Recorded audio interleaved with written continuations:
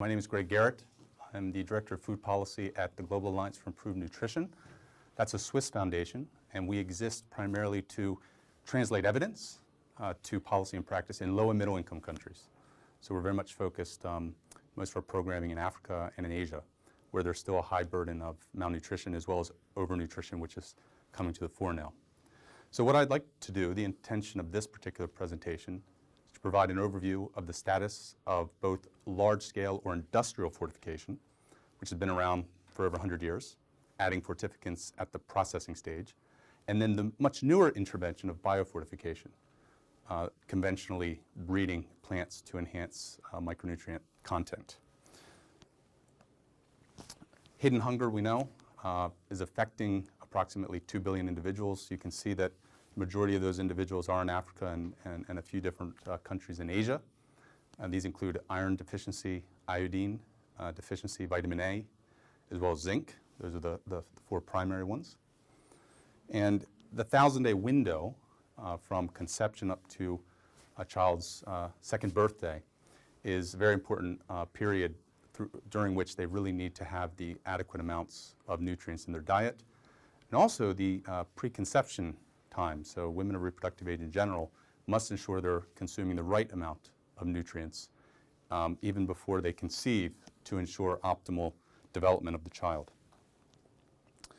So some of the consequences, why is this important?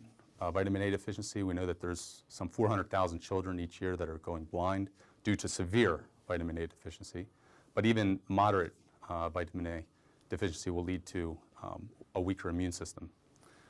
Iron deficiency and iodine both lead to adverse effects on cognitive development.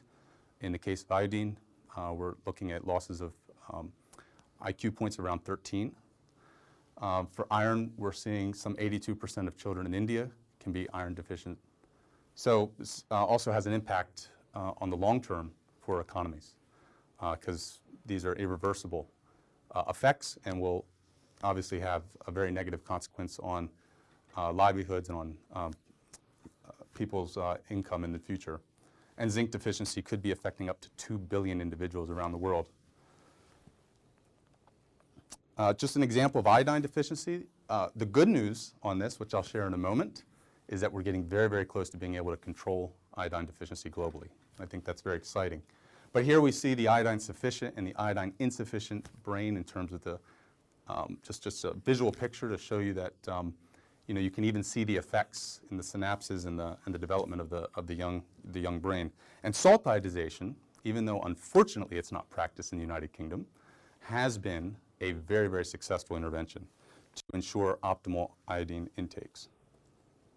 So a couple guiding principles for fortification, both biofortification as well as this addition of fortificant at the processing stage. And this has been published. This is based on programs that have rolled out in 80 countries now.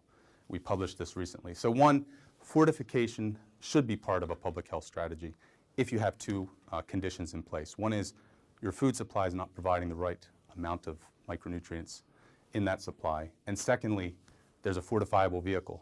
And even though that sounds really obvious, there have been many, many countries that have tried to roll out the fortification of a food when in fact there is no process through which you can fortify that food.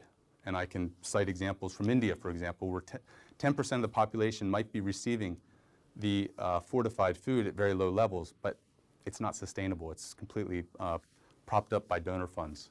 So you need to have a vehicle that has had evidence through efficacy and effectiveness studies clearly, and also you need to have an industrial process in the case of large-scale food fortification, and in the case of biofortification, you need to have the registration of the seeds in that country. Secondly, fortification is complementary. It's complementary to a number of other interventions. It's not a panacea.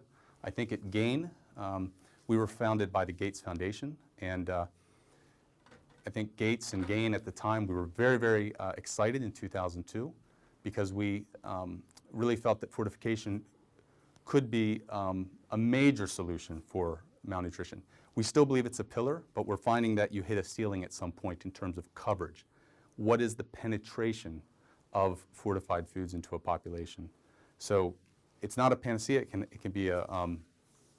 can be complementary to other evidence-based interventions. It's delivered through national food systems. It plays a major role in underpinning prevention of micronutrient deficiencies, including during the period of preconception in 1,000 days. Another interesting finding is that mandated government programs tend to reach vulnerable populations better than voluntary programming. And this is, I think, quite obvious. If you have a voluntary fortification program an industry rolls out, often that will reach the higher income populations. They will go out of their way to purchase those foods, but they are often not the ones who are most at risk or needing the micronutrients. So if the government mandates it, it levels the playing field among the entire industry, and you tend to get better coverage even among at-risk populations. Going back to this principle of it not being a panacea, the goal of both biofortification and industrial fortification is to shift the distribution of intakes so that the majority of the population has an optimal level of intake of these micronutrients. You're not going to reach all segments, including the most rural or the most at risk, and you wouldn't want to necessarily, because there will be other sources in the diet of nutrients and you could end up with toxic levels. So you're looking to really shift the distribution of intakes among the general population. So why focus on staples? Well, there's the obvious reason that this is what people are consuming. But if you look at the trends between 1965 and 1999, you can see that while the world population was booming, the consumption of cereal grains, in particular in India, Pakistan, Bangladesh, but also in the developing world or low and middle income countries in general, was skyrocketing. In some cases, they're eating 2 times as much or as many cereal grains as they did in 1965. So it is an avenue through which we can reach people. The economics make sense as well. If we consider the cost benefit of adding iron to foods, you're looking at a cost benefit of about 9 to 1. That is, for every dollar you spend on an iron EDTA or an iron sulfate or an iron biofortified food, the $9 that would have been spent or would have been lost, you could say, through adverse outcomes is prevented. For saltitization, it's 30 to 1. Okay, a couple maps. So the status of grain fortification, that is maize flour, wheat flour, and rice, is that 88 countries have now mandated it. There's a number in Africa where I believe quite strongly they should be enacting legislation. And you can see those gray countries do not have it. Here in the UK, there is some flour that's being mandated with iron. In terms of mandating oil, edible oil, sunflower, palm, ghee, which is used in South Asia, or fats and margarines, retinol palmitate, which is a synthetic vitamin A, is being added in these countries, 30 countries now. So that's preventing vitamin A deficiency. And iodization, over 140 countries have now implemented saltitization. We'll get to a slide which shows that the tremendous impact this has had. But I think we're at a very, very interesting stage where we could say that we're close to controlling iodine deficiency disorders. Biofortified crops, you can see that 30 countries have now released these, and it's in testing in another 25. Some of the major crops that have been conventionally bred to enhance the nutrient content includes rice, wheat, maize, orange sweet potato, cassava, lentils, beans. So again, a focus on staples, what people are consuming today. You probably cannot see that map, but I guess these presentations will be made available, and this is also on Harvest Plus's website, but it gives you the detail of where each of these crops have been released throughout Africa, Asia, and South America. And we've seen a real trajectory in terms of the release of these crops. So you can see it's just a nice curve going up, and there's a lot of new research around new enhanced varieties that are coming out in the coming years. And there's a number of donors, including DFID, which have been investing in the research as well as the scale-up of this intervention. Okay, impact. I'd like to just share, you've seen the maps, but is it actually having an effect? So I'll go through each of the micronutrients in terms of both large-scale mass fortification as well as biofortification. So iodine, arguably the most exciting that we have. Back in 1990, 113 countries were iodine insufficient. Children were having adverse outcomes in terms of education. IQ points were lost.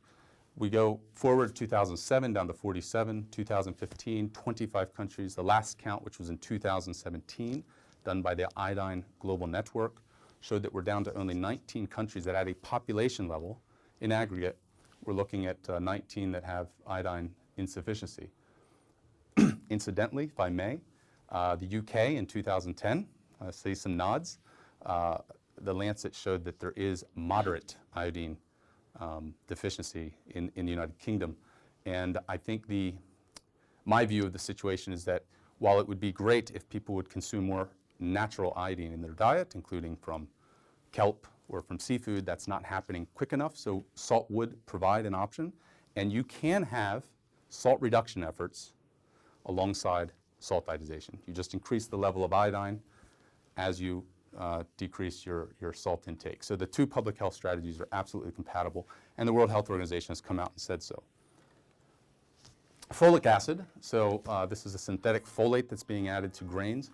In every case, you can see that there's been a reduction, an actual impact on folate preventable neural tube defects, a type of birth defect.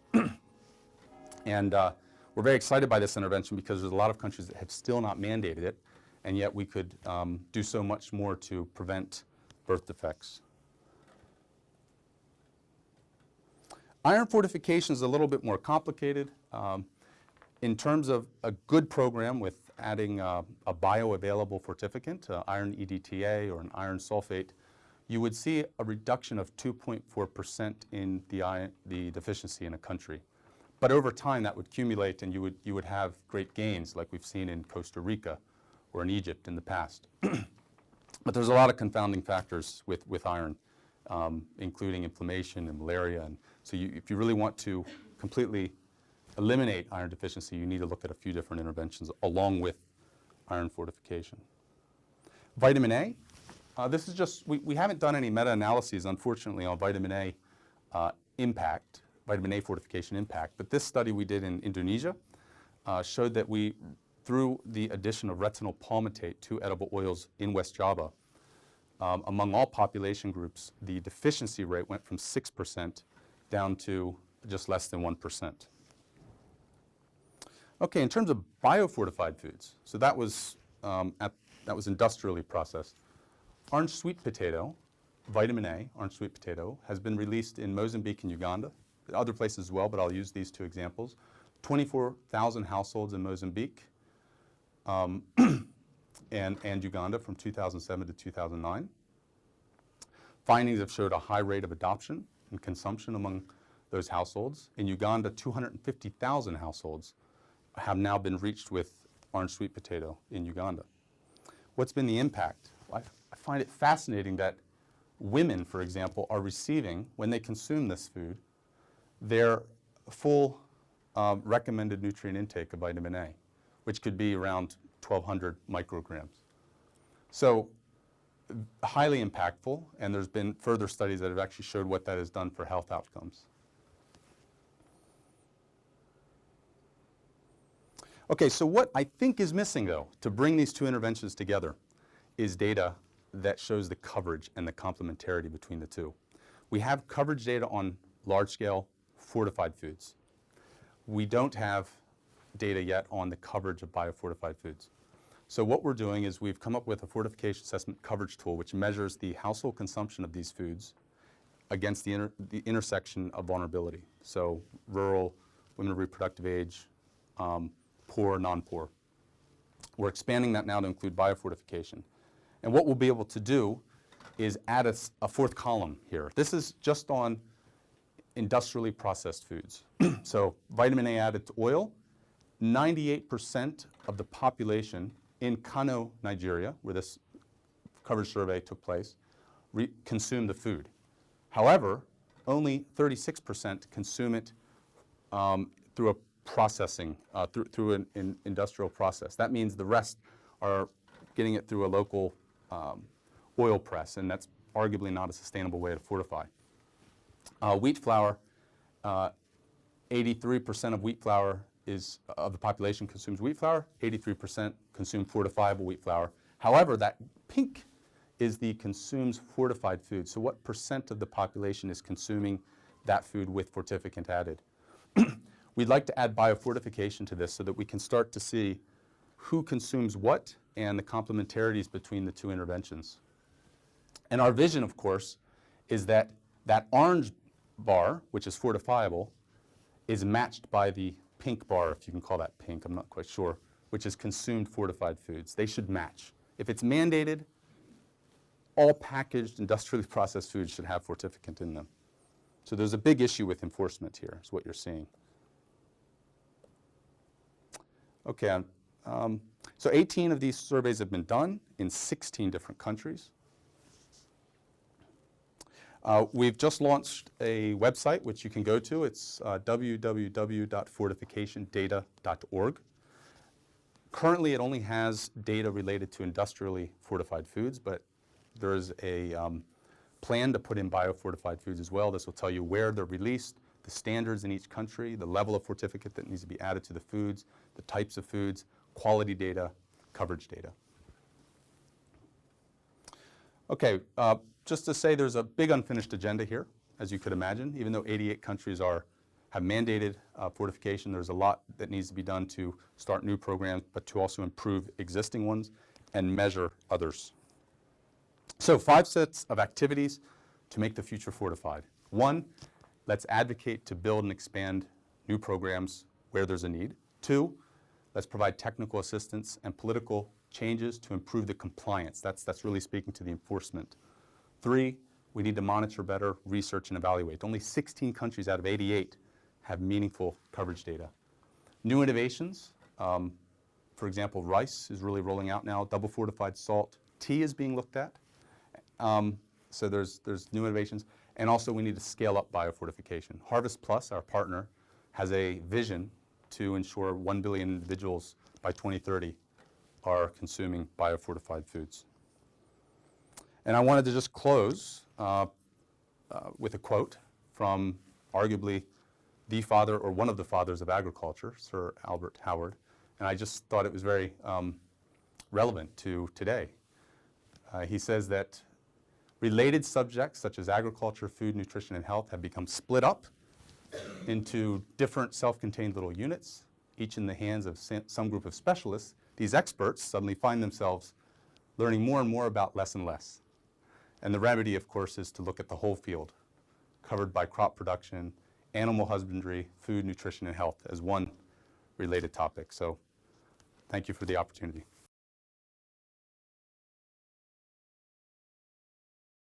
Thanks, Greg. That was a really useful introduction as well to some of the things I'm going to talk about today. So I'm not in the program. My name is Edward Joy. I work at the London School of Hygiene and Tropical Medicine, where I'm an assistant professor in the nutrition group. I think Harvest Plus were initially invited to come and talk today, and unfortunately no one was able to come. As Greg mentioned, Harvest Plus work closely with GAIN, and where GAIN really have done a lot of work to promote fortification, Harvest Plus have done the same thing for biofortification. What I did do is I met with Ekin Birol, who's one of the core staff at Harvest Plus, earlier this week. She gave me some slides. What you'll see, a couple of the slides will have the Harvest Plus logo in the top left corner. It's a sort of blue and green plant slash human figure.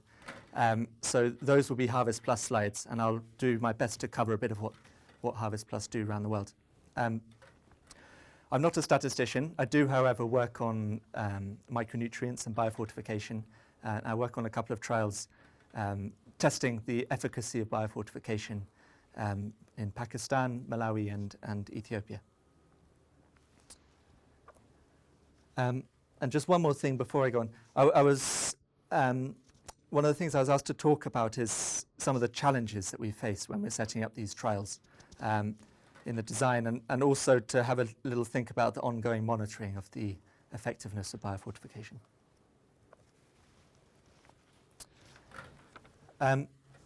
here's one of Harvest Plus slides. These are the crops that Harvest Plus have worked on primarily, the focus crops for their biofortification efforts. And just to recap on what biofortification is, it's conventional crop breeding, so where we would normally, where crop breeders would normally focus on developing varieties with high yields, pest resistance, drought resistance, and so on. The biofortification program has added another requirement or another target for these crop breeders to try and meet, which is to produce crops with greater concentrations of vitamins and minerals in the edible portions. So these are the crops that they've focused on to date, and the minerals that they've tried to breed into these crops. And you'll see here that these are primarily staple crops, staple grains, roots and tubers and so on. And there's a reason for that. Just like the fortification story, the idea is that these will reach the most number of people possible. So in a country like Malawi, around 98% of the population eat maize on a daily basis. So if you can biofortify the maize varieties, get more minerals and vitamins into the, or provitamins into the edible component, into the grain, then the idea is you'd reach potentially 98% of the population.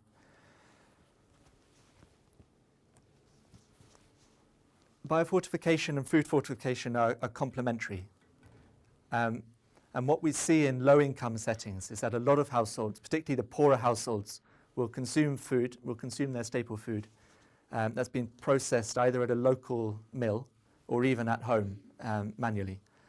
So in these settings, it's quite hard to implement a fortification program where you're trying to add minerals and vitamins at the processing stage. It's very hard to regulate, and there are safety issues as well as long-term cost implications. So the idea is that in these sort of settings, if you can get the vitamins and minerals into the crop as the crop's grown in the field, then you'll be getting it into the diets as well. So the idea is this can go alongside a fortification program that reach different populations. I should have also mentioned when I was just recapping on what biofortification is. To date, most of the biofortification work and research that Harvest Plus have done has been looking at the crop breeding side, so what you can do to breed varieties with greater concentrations of minerals. That's not the only way to biofortify a crop. You can also, through agronomic techniques, increase the concentration of micronutrients in the edible portion. So that basically means anything that a farmer can do, either treating the soil or, in some cases, spraying micronutrient fertilizers on the leaf of the crop. And this is sometimes done anyway for the health of the crop, but there are some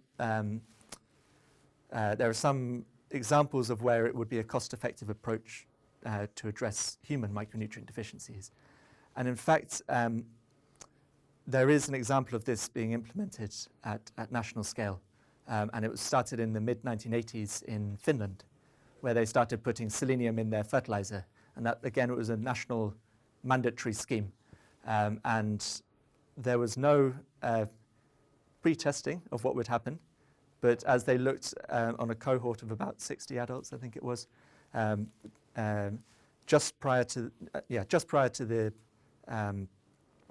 the national mandatory fertilizer recommendation, and then subsequently 5 years later, 5-year time points, they've seen the selenium concentration in humans rise to a level that they're happy with. So there are two approaches. You can either go the breeding route or the agronomy route, and again, those two routes are complementary as well in some cases.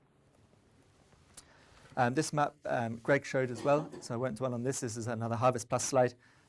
Countries and crops where biofortification has been released or is being tested, predominantly in the global south. Does biofortification work? Just to unpack this question briefly, the first step of the research is to test whether you can get it into the crop. And that can actually be harder than it sounds. But sometimes what you find is you can get higher concentrations of minerals into the crop, but you've done it with a yield penalty. So you've got a crop that doesn't not yielding quite as well. And that immediately limits your ability to roll it out and the sort of mechanisms that you can use to encourage farmer uptake. So that's been quite a challenge. but there are plenty of examples where it's been achieved. The next step is to work out if it's in the crop, does it get into the human? And these are the trials that I've been working on recently in Pakistan, Malawi, and Ethiopia. What we might call a nutrition efficacy study. Then if it does get into the human, you also still need to work out whether the farmer's going to take up this variety. So there might be some traits in there that the farmer likes, but some that they don't. You also need to know whether the consumer is going to accept it. And here I've taken an example of maize with provitamin A that's been bred into the grain. And you can see, obviously, there's a visual difference. When this was initially tried in South Africa, I think it was, people thought yellow maize, that's for the livestock. So great, biofortify the grain, but it's only going to give a bit of a benefit to the livestock health, not straight to the humans. So there is sometimes a bit of work that needs to go alongside this in terms of explaining what's gone on and encouraging uptake. And finally, at a kind of programmatic level, again, just like the fortification story, you need systems and you need mechanisms through which the biofortification can spread. So when we ask, does biofortification work, a lot of the studies have been broken up into these kind of 5 stages. The first 4, you can say, is a kind of proof of concept. Under quite controlled conditions, you can test each step of it working. And the 5th is what you might call a kind of programmatic or policy effectiveness study.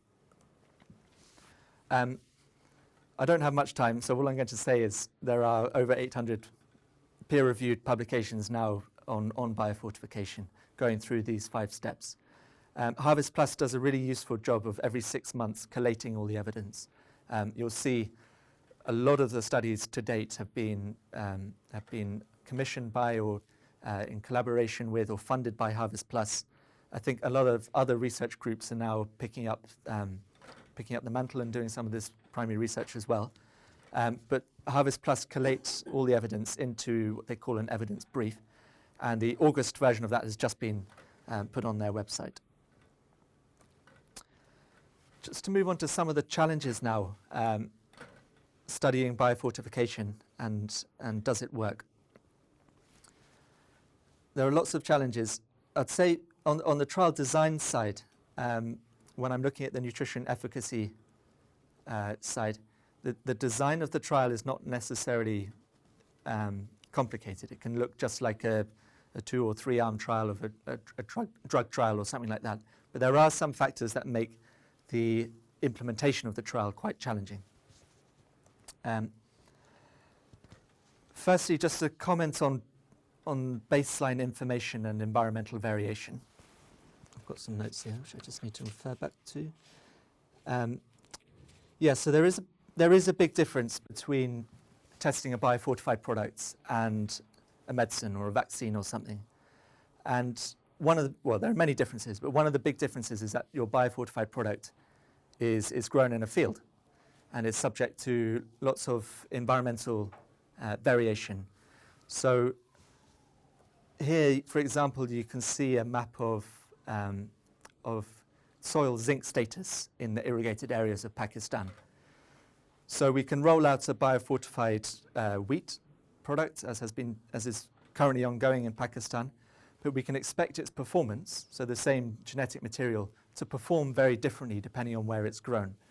And here you'll see ranges in the dark red where the soil is virtually certain to be zinc deficient, through to dark blue where it's exceptionally unlikely that the soil is zinc deficient.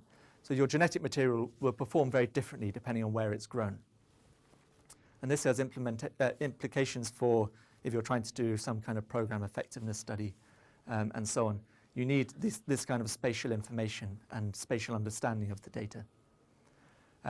These data actually are informed, come from the work we're doing in Pakistan and come from a collaboration with Fauji Fertilizer Company, FFC. They go around testing soils free of charge for farmers, and they have provided that data to us so that we can map it and look at this, the zinc status of soils. Just again, coming back to the agronomic method of biofortification and the genetic method, they are complementary again. So you could grow a biofortified variety of wheat on a zinc-deficient soil. You might need to add zinc-containing fertilizer for it to meet its genetic potential. Just another comment on baseline information and environmental variation. It's not just in the soils and crops that we see this. We do see it in the humans as well. This is from some ongoing work in Malawi in collaboration with the National Micronutrient Survey team in Malawi. Here we've mapped the probability that an individual in any of these locations in Malawi is deficient in selenium against two cutoff points, so more stringent cutoff point on the right. So again, we see environmental variation in our baseline populations. That's spatially dependent. So again, big implications for when we're trying to study the effectiveness of biofortification.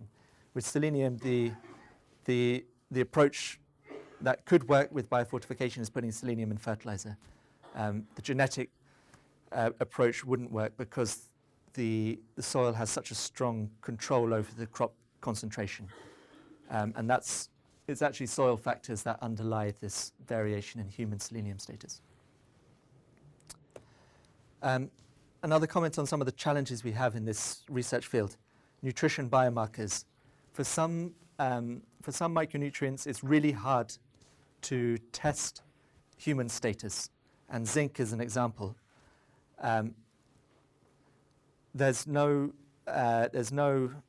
specific and sensitive biomarker for human zinc status. So if you're trying to run a 1, 2, 3, even 6-month feeding study, there's no biomarker that is specific to zinc that would be expected to respond in that kind of timescale. So it's really hard to measure some of these nutrient deficiencies. The last point I'd like to make about challenges is that with biofortification, we're working through food and not through medicine. And this has a number of implications. Some of the implications are good. People don't like taking pills on a daily basis to feel better. So that's good news, and is one of the reasons why biofortification could be very successful. But there are also some challenges. Typically in these kind of studies, you're working with people who don't feel unwell, don't think they're unwell, and not seeking healthcare. And yet you're going to them and saying, you're probably deficient in a micronutrient. You can't tell. I think it's likely we're going to ask you to eat this and we're going to test your blood, and you might get a bit better, but you're probably not going to feel anything. So it's quite tricky asking people, and you're asking people to change something quite fundamental about their behavior, and often something quite fundamental about their culture and society. You're interfering, with their staple food. And that can be quite challenging. Sorry, I meant to have an image that goes alongside this. This was us. This was in July in Malawi. We were visiting a village for the first time where we're planning to run our efficacy study, meeting the community, asking them what sort of concerns they would have about switching from their normal way of eating and processing their maize to the flour that we're going to distribute for the trial. And there were lots of questions that came up saying, it looks the same. Are you sure this isn't some kind of family planning program that you're trying to roll out? And all sorts of questions about, all sorts of suspicions, you could say, about what we're trying to do there. And I think that is a big challenge. People now have grown to trust the hospitals and the medicine that they get in the hospitals. And we're coming in and giving them something quite new.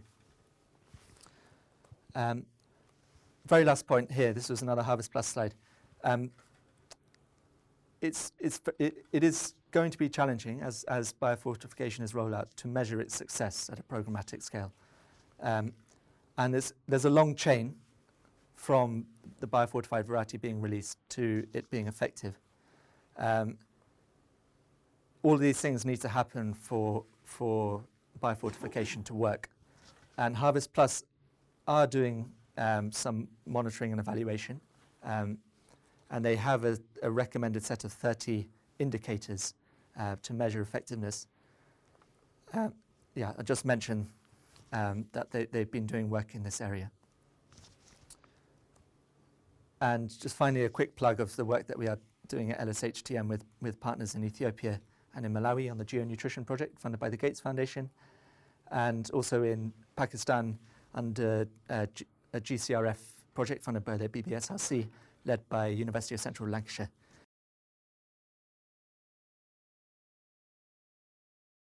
My name's Ruth Keogh. I'm also at the London School in the Department of Medical Statistics. And I should confess that I don't really know anything about biofortification of foods, but I'm going to talk to you about some statistical issues related to dietary intake as response variable in intervention trials. So I hope that people will be able to see how some of the studies that they're doing involving fortified foods could relate to this work.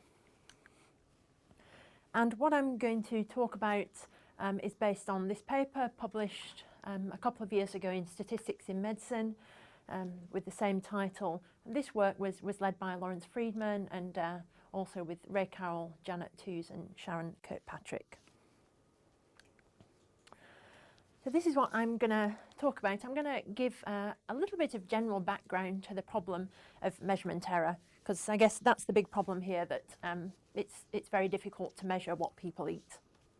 And then I'm going to put a focus on dietary intervention studies in which we've obtained biomarkers and also some self-reported information on what people have eaten. And I'll then go on to talk about error in dietary measurements, how we can make use of these different kinds of measures that we may have of people's dietary intake. And I'm going to use an example which is from a trial of non-pharmacologic intervention in the elderly. So let me start with just some general points about measurement error. And Ray Carroll, in his nice book on measurement error, describes at the beginning of the book the triple whammy of measurement error. So he says the impact of error in measurements, here thinking about measuring dietary intake, are bias in parameter estimation, so in this case our intervention effect, loss of power for detecting signals and masking the features of the data.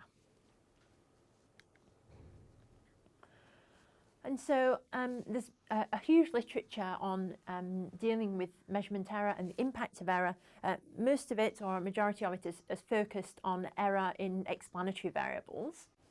So I'll say a bit about that first before moving on to error in outcomes.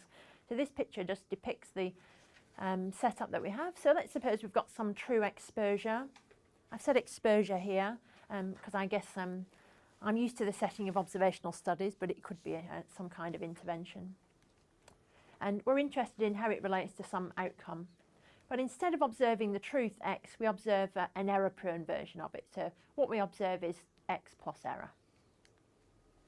And we can see what the impact of this is just by imagining we're doing a simple linear regression of y on x. So here's the true relationship. And as we add error into x, you can see that the relationship becomes attenuated. And there's a lot more scatter as well, so we lose power to even detect a relationship. So moving on to error in outcomes. So now, let's suppose we're interested in some outcome y, and in this setting I'm imagining this being a measure of dietary intake. But instead of observing the true intake, we observe some error-prone version of it. And let's suppose that we're really lucky and we only have random error. Now, interestingly, the effect of random error in an outcome, it actually doesn't give us any bias. It gives us a loss of power, but it doesn't bias the association. But that's only for random error. I think what we face in studies of diet, so where y is a measure of dietary intake, is that we don't have random error. We probably have systematic error and also differential error, where the error is affected by what we're interested in, our intervention. So this is a setup I'm going to focus on, a randomised trial where we've got some randomised intervention, an outcome which is dietary intake. So it may be that investigators are studying how to get individuals to eat a healthier diet, let's say, and the focus is on achieving some kind of dietary change. And I'll just mention this example, which comes from this trial in the elderly, published a few years ago now. And I'm going to focus on two intervention groups. Some people received or were instructed to follow a sodium lowering diet, and other people didn't. There was actually a weight loss arm as well, but I'm going to ignore that here. And there were a number of outcomes in this trial. The one we're going to focus on is sodium intake. So the intervention effect that we're interested in here is that the mean difference in sodium intake at the end of the trial between these two intervention groups. And I realise this is different from the kinds of examples that are faced in low and middle income countries, where perhaps you are typically trying to get people to eat more of something. Here we're trying to get people to eat less of something. So in this study, they had two measures of dietary intake. They had some self-reported measures, which was via a 24-hour recall. So they asked people what they ate yesterday. And studies show that people are not very good at remembering what they ate yesterday. And they also had some biomarkers. So they had two measures from each individual of urinary sodium. And we assumed in the example I'll give later that 86% of dietary sodium is excreted in the urine. So how good are these measures of the dietary outcome? Well, self-reports, the very nice thing about them is that they are cheaply measured. But the problems with them is that they are likely subject to non-random errors, and they may be influenced by which intervention was received, especially if people are trying to demonstrate to the investigator that they were compliant with their intervention. Because people in my example study, they knew that they were supposed to be following a sodium lowering diet. Biomarkers have some nice features. They're objective, measured without knowledge of the intervention group. We hope they're subject only to random error, but they have this big drawback of being expensive. And like Edward mentioned, there often is no biomarker available for the nutrient that we're interested in.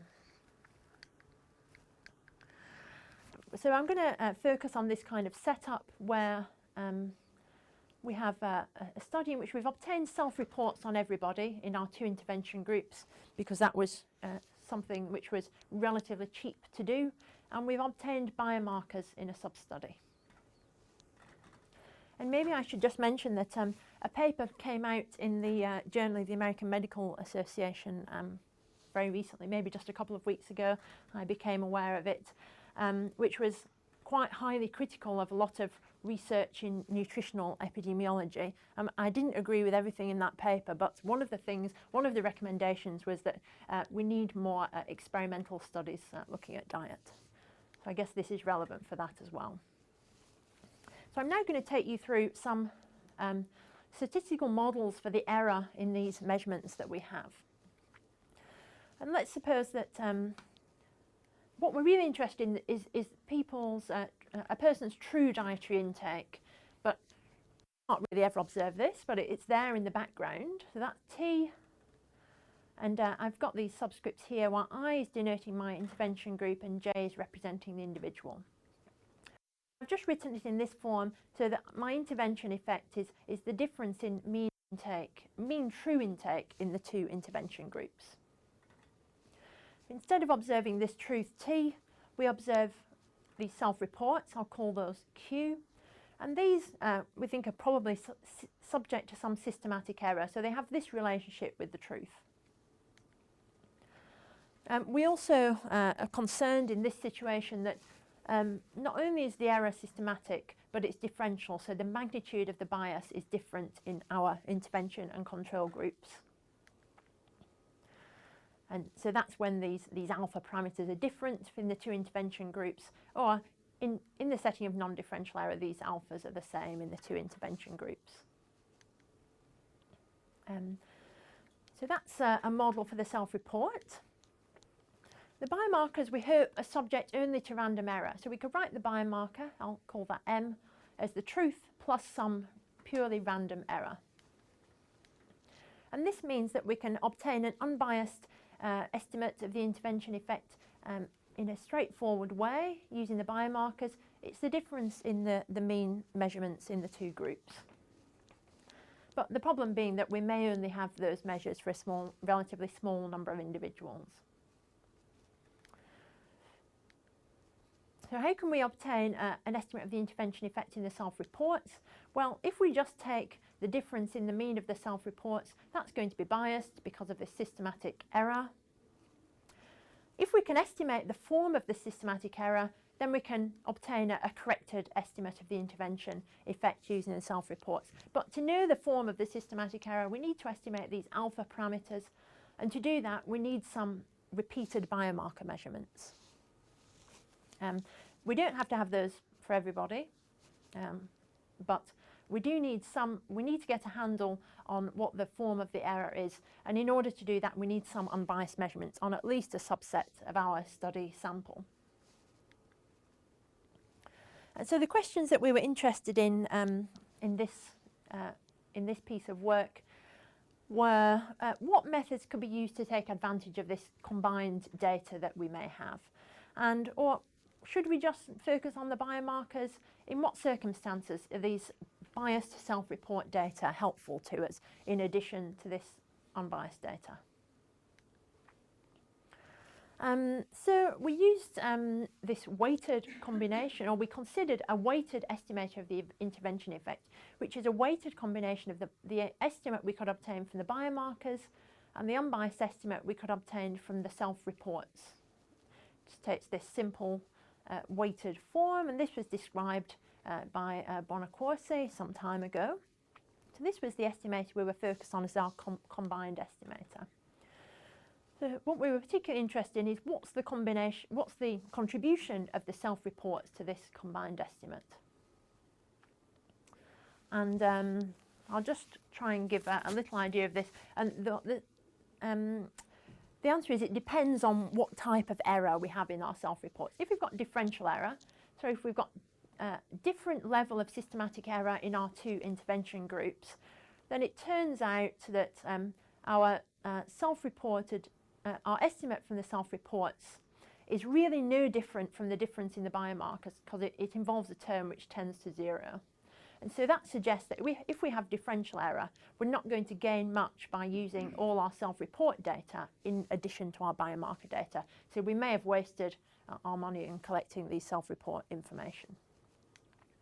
If the error is non-differential, so if we could still have systematic error, but if it's no different in the two intervention groups, then there's a suggestion that, based on theory, that the combined estimate could be more precise than the estimate based only on biomarkers, so that we could do better by making use of all this data rather than just the green bit. So we looked at some simulation studies in order to make some comparisons. So we looked at the estimates that we might get by using the biomarkers only in that small subset of people, and we looked at what we would get from our combined estimates, so to see whether in practice it's useful to make use of this self-reported data. And the things we were thinking about in making these comparisons, well, it depends on the form of the error in the self-reported data. So we considered the reliability of the self-reports relative to the biomarker. And reliability is about the repeatability or the correlation between repeated measures. And we also considered whether we have differential or non-differential error in the self-reports. So I'm not going to give you too much detail about what we put into the simulation study, but we based it on the trial in the elderly study. We considered different reliabilities for the self-reports relative to the biomarker. Studies where we have different proportions of individuals who had the biomarker available and the differential and non-differential error. And what I'm going to show you in the results is a measure of efficiency. So the efficiency of using the combined estimator versus only using the biomarkers. So what do we gain by using all our data versus only using a subset of our data? So these are some of the results. When we have differential error in our self-reports, so this graph here is showing us, along the bottom we've got different settings for the reliability of the self-report. So where we've got good reliability, moderate or low. So low reliability is when the repeated self-reported measures are not highly correlated with each other. And going up the side here, we've got the gain that we get in efficiency from using all the data versus just using the biomarkers. So we see here that, and this is in the red, is when we've got biomarkers in only 10% of our study. So we see that if the reliability of the self-reports is good, we can gain quite a lot in efficiency by using them. But when it's not so good, or rather poor, we gain very little by using that data.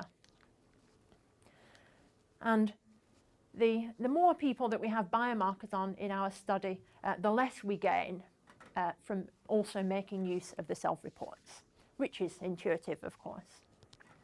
This is where we had differential error, and we expected from the theory that we wouldn't gain much, and that was in very large samples, and this is in a finite sample. So we see that if we've got reliable self-report data, we can still gain something in this setting. We gain more, as we expect from the theory, in the setting of non-differential error. So this again is the gain in efficiency from using the self-reports versus only using the biomarkers. So we see that even if we've got biomarkers in half of the people in our study, we can still gain quite a lot in efficiency by also using the self-report data. And I just want to finish off by giving an example of what this could imply for study design. So this is an example where our reliability, if we imagine a setting where the reliability of our self-reports is similar to that of the biomarkers. So the efficiency of a study in which we had 100 people with both self-report and the biomarker and 900 people with the self-report only would be similar to or equal to that of a study with 157 people with biomarkers only. We've got some other examples here. If we've got a study of 1,000 people, a quarter have both the measures, 3/4 have the self-report only. This is equivalent to, in terms of efficiency, to a study where we've got biomarkers on 372 individuals, and some other examples here. And so when people are doing studies, they really need to weigh up how much these things cost relative to each other. It may be very cheap to obtain information on 900. I suspect these sample sizes are quite unrealistic compared to the kinds of studies that you're doing. I'd be interested to hear about that. But you have to think about how much does it cost to obtain data on 157 people using biomarkers versus 100 people using biomarkers plus 900 people with a self-report. And that's up to the investigator and the setting that they're in. I'll just finish off with some results from this study. So there were about 300 odd people in each of the intervention group, and then we measured their sodium intake at the end of the study. The reliability of the self-reports here was very low. So this is a correlation between repeated self-reports of a quarter. There was also evidence of differential error in the two treatment arms. The reliability of the biomarkers was much better. So these are estimates of the treatment effect. Using the self-reports only, we think that's biased because of systematic error. Using the biomarkers only in 10% of individuals, this is our treatment effect, so suggesting that people in the intervention group did have lower salt intake. And this is what we gained from also using the extra self-report data on the other 90% of individuals. We gain, the treatment effect estimate is almost the same, and we gain almost nothing in terms of efficiency. So just some summary points. Self-reported outcomes are subject to error, often differential error. That's going to give us biased intervention effect estimates. I think if there is one, it's a good idea to incorporate biomarkers into your study design, ideally repeated biomarkers. But I think there's still some role for self-reports alongside biomarkers in some circumstances, and you have to weigh up what your circumstances are. And I think it's something which is not very well appreciated, I think, is that the impact of measurement error should be considered in sample size calculations. Something that's lacking is a tool which helps investigators to plan their trials, I think, which takes into account things like these measurement error issues, but also the relative reliability and the relative cost of these different measures which they may be using. And as Edward also mentioned, the situations in which an unbiased biomarker of intake is available are currently very limited, which hampers all of this.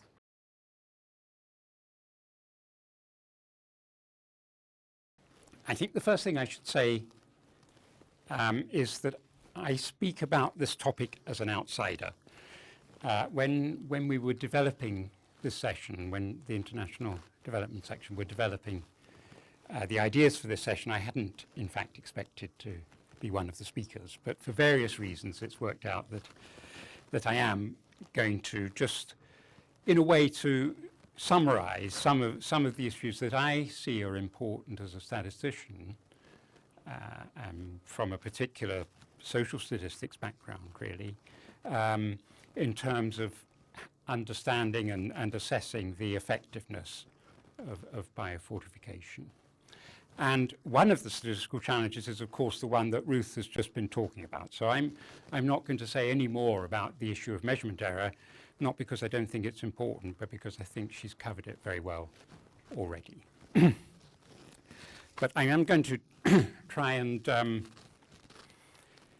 put some of these challenges in a slightly different perspective. Particularly, I think, the way in which people have alluded to the need to understand these things not only from the perspective of a trial, but also from the perspective of if these things were rolled out in the longer term. But I'll start with just saying something very briefly about trials. And we've heard a little bit about these different trials, that particularly for biofortification, there are these different routes: conventional plant breeding, such as the trials to assess the effectiveness of orange flesh sweet potato in Africa, the effects of biofortification through fertilizer, as in Pakistan, and as Edward mentioned, the selenium trial in Finland. And I think what's actually quite interesting about this, the fact that there is this program in Finland, is that it illustrates that this is not entirely a developing country issue, and that's true about many things that we find, particularly with the sorts of things that we think about in the international development section, that we find that not all of these problems are specific to developing countries, that they actually cross the divide between richer and poorer countries. And then there is the final way of creating biofortified crops, which is through genetic engineering or modification or genetic gene editing. And this is very controversial. Many of you will be aware of this. And so the development of golden rice to address vitamin A deficiency has been subject to an awful lot of controversy and a lot of disruption, because people feel that it's some sense the thin end of a wedge towards more wholesale genetic modification of food crops. But perhaps the tide is changing a little bit, and there are now field trials of golden rice in Bangladesh. What I think the first thing that strikes me about this, again, as I say, coming as an outsider, is that my reading of the literature, and I'm very happy to be corrected, but my reading of the literature is that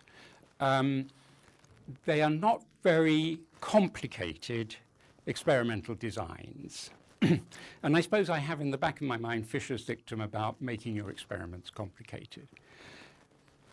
We have these different methods of approaching this issue of food fortification or biofortification,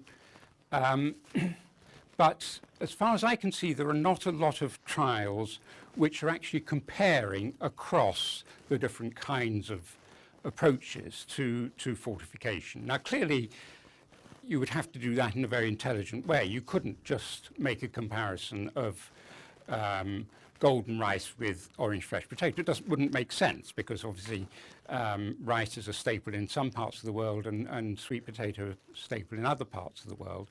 But nevertheless, there seem to me to be opportunities for designing trials that enable us to understand better what the relative effectiveness is of these different methods of fortification, of both of biofortification, and to compare these with food fortification, the industrial food fortification that Greg was talking about, and food supplements.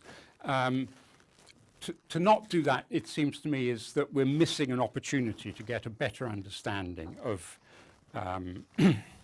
what might be the most effective way of dealing with these problems. And as I say, you can't just lump them all together, of course, and they are trying to reach different parts of populations, but it seems to me that there is a case for being perhaps a bit more imaginative in the way that trials are designed than I have seen in the literature. But as I say, I might be missing some things. So I think that's the first challenge, which is a study design challenge.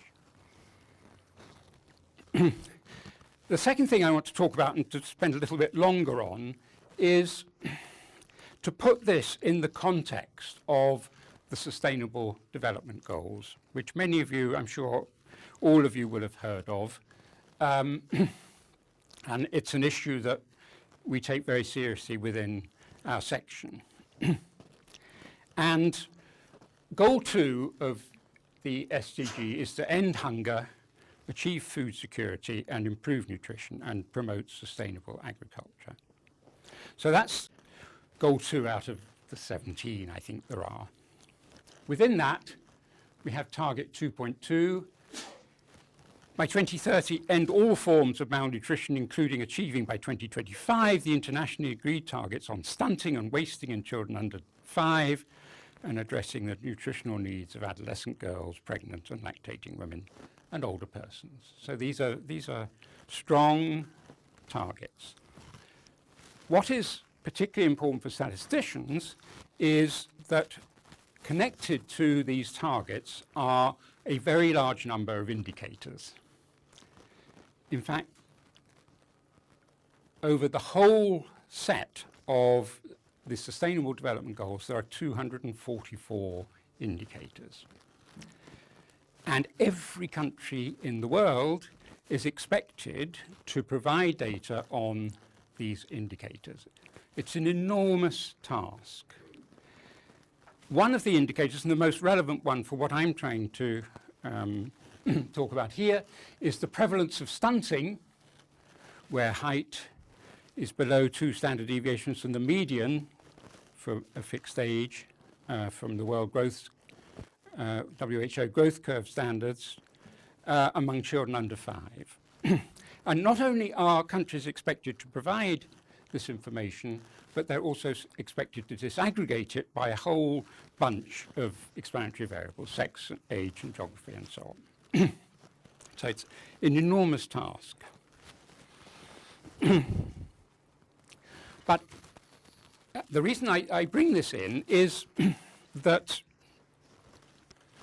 if we are to observe an effect of biofortification or food fortification more generally, one would expect it in some way or other to show up in these indicators for the Sustainable Development Goals. So if these are being effective when they're rolled out, in other words, let us assume that the trials have shown that these programs work on the groups that they've been tested on, to the extent that it is now expected that they'll be rolled out. And I think Edward was talking about the sort of long chain from the initial idea to the to its finally being rolled out, or sometimes it's called mainstreamed. If we are to observe that, then we would expect to see those effects showing up in these kinds of indicators. So it seems to me that we should be able to use the indicators that are part of the Sustainable Development Goals as a way of monitoring the effectiveness of these programs in the longer term. So I think the second challenge is if biofortification is, for example, to reduce zinc deficiency in South Asia, where we've seen that that's an issue in Pakistan, for example. If those programs were scaled up, would we be able to monitor the effects on child growth using the kinds of statistics that are provided by national statistical systems? Because I think that's that's a way in which we can perhaps judge the effectiveness of these programs at a population level rather than just at the level of the trial. Oh, come back. So, in order to do that, we do need some data, and this is, I think, where it becomes very difficult. These are the SDG data provided by UNICEF on the prevalence of stunting. And I've chosen Pakistan because we've talked about Pakistan in this session, and particularly about the prevalence of zinc deficiency in Pakistan. Now, clearly there's an underlying theory here which says that if you can reduce the level of zinc deficiency, this will have an effect on stunting. And clearly it's not the only thing that determines whether a child is stunted or not. But one would hope that you might be able to pick up the effects. But when we look at the kinds of data that are available at the population level for Pakistan, we see these are the UNICEF data. So these are the data that UNICEF believes comes closest to this target in the Sustainable Development Goals for that target 2.21. And you can see that there is a time series with a lot of gaps. What you observe is that there appears to have been quite a substantial decline in stunting between 1986 and 1992, and that it hasn't changed at all since 1992. But these are data sources, these are time series constructed from different data sources. Only in 2012, which is the most recent study, at least as far as the data on the UNICEF site go, only in 2012 are we given any sense of uncertainty in these estimates, so that the figures in brackets there, the prevalence is 45%, but the confidence interval is 42 to 48%. And only in the most recent survey is there any kind of breakdown of this prevalence of stunting by these different groups, which is what the expectation is for the social development goals. So you can see that there is some variation, as you would expect. Those children born to and living in families in the lowest quintile of wealth, the prevalence of stunting is greater there, 61% compared with 45%, which is the average. And then there are some other breakdowns. And the last one is KPK is the province in Pakistan where I think one of the trials is taking place. And I know that the first K stands for Khyber, but I'm not going to try to tell you what the P and the K stand for, but it's a province in northwest Pakistan. And in fact, interestingly, there, the prevalence as reported in 2012 is actually slightly lower than the national average. So it sort of slightly raises the question why you might choose that area, but I'm sure there were very good reasons for that. So clearly it's going to be quite difficult on the basis of these data to answer some of the questions about the efficacy of biofortification, and indeed to answer questions about the general time trends in stunting for Pakistan. But you might think that these are not sufficient data. But if you wanted to do the same thing for the UK, you would not be able to do anything because there are no UK data on the ONS site for the Sustainable Development Goals on stunting. So, and this is another illustration of the fact that the sorts of things we're talking about partly are particular to developing countries, but the sorts of statistical issues also apply to the UK. And at the moment, the UK, although I'm sure it's not a serious problem, it would be wrong to assume that the prevalence is 0 in the UK, particularly if you were to disaggregate. So in some ways, the data situation in poorer countries is better. So as I see it, the third challenge is to what extent can we attribute changes in the prevalence of let us say stunting, but it could be other conditions as well, to scaled up biofortification. Because we need to be able to assess at a population level whether these changes are being observed. And I'll end with an example, a different example. It seems to me a way, a possible way in which we might address some of these questions if we had these kinds of time series data. Now this is in a way an analogous situation, although it's a very different example. On the left-hand side, you have a profit rate. The y-axis, the x-axis is just year, and the right-hand side there is the percentage of uptake, the percentage of crops which are grown in Haryana, which is one of the cotton-growing states in India. This is the percentage of crops, cotton, which is grown in this state in India, which are genetically modified. This is what they call BT cotton.